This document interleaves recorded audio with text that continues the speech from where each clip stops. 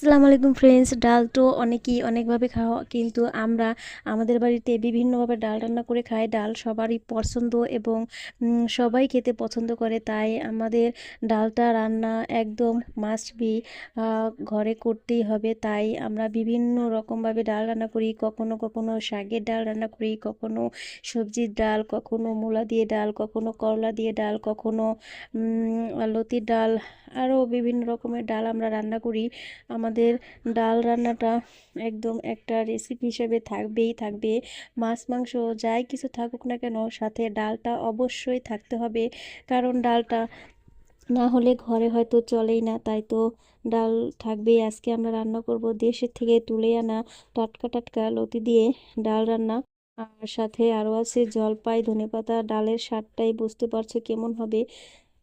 তোমরা একদিন রেঁধে খেয়ে দেখো, খুবই মজার একটা ডাল।